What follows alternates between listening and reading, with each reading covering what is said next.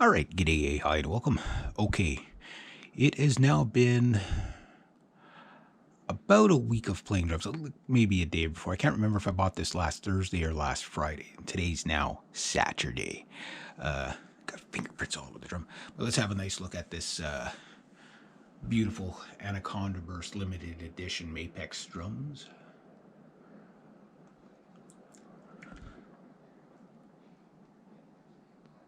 Let's see if I can stabilize that a bit more. Just look at the, wow. Really pops on camera.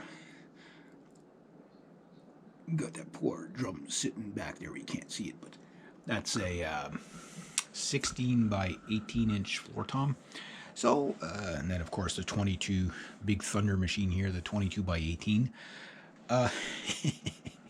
It does take up most of the room, I'm going to say.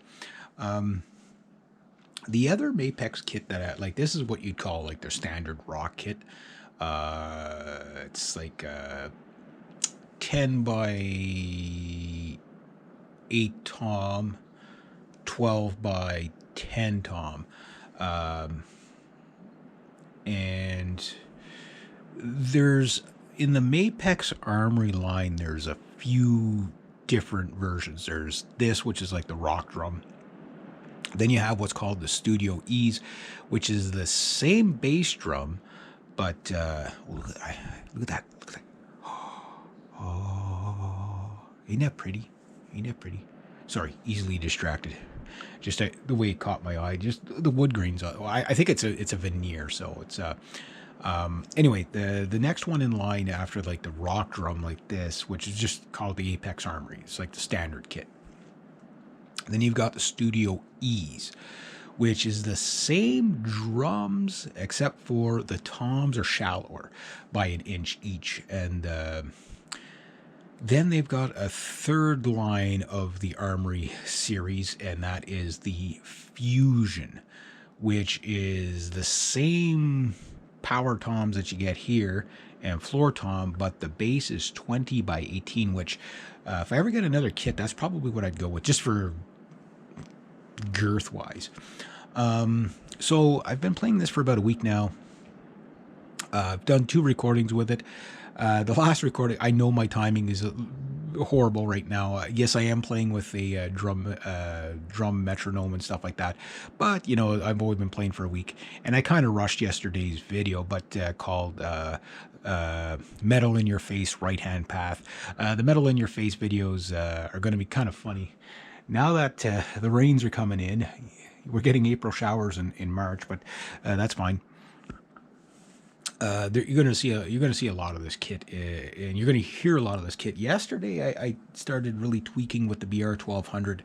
I do have a compression and obviously EQing in there, and I kind of like the sound I got of the drums yesterday from that angle, but I had changed my mics to my SM57. I kind of went lower about here. Kind of underneath the snare, trying to get more towards the kick and stuff like that, but kind of like what they call the worst, WRST method, where you just kind of like aim everything at the crotch kind of thing. And then I got my SM58 all the way up there. And basically I just had it like about here. So I like where this one is, but I think I'm going to go right back to where I started, where the SM57 there is going to go right back here again. I think this gave me the best spot was right here for that. So, you know, playing things around, but I've now adjusted this kit about 15 times. The tom I'm having the hardest spot to figure out where to put is this one.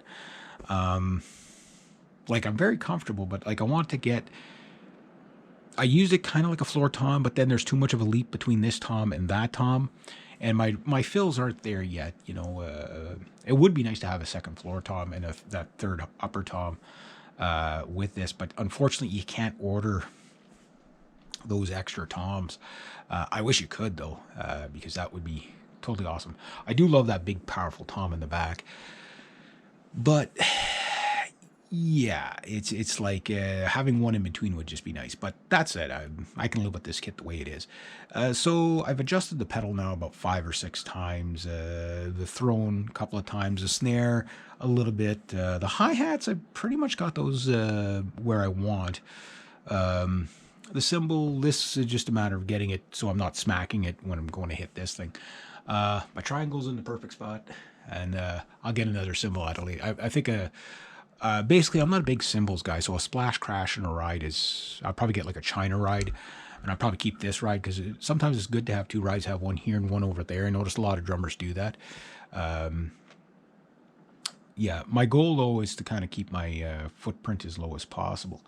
But the thing I'm liking of what I've done so far is that it is ergonomic, and my playing, the big one is going to be the footwork, of course. I'm getting better. Getting that pedal set up right is the biggest thing, I think, is that. But 1 week of playing, obviously I'm not going to be stellar good at it, but I've obviously made progress. These drums do record very nicely, even though don't have the best method of recording yet.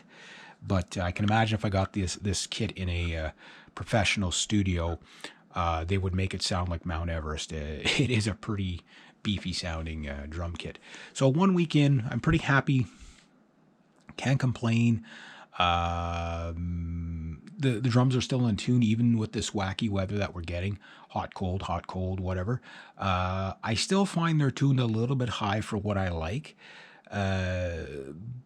So I do have the drum dial here, and my snare is cranked way up.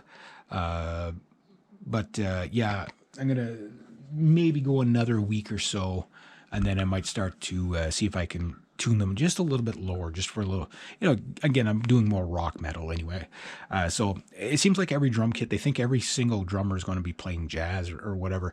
So you get a rock kit, they tune it for jazz tunings. You get a jazz kit, they tune it for jazz tunings.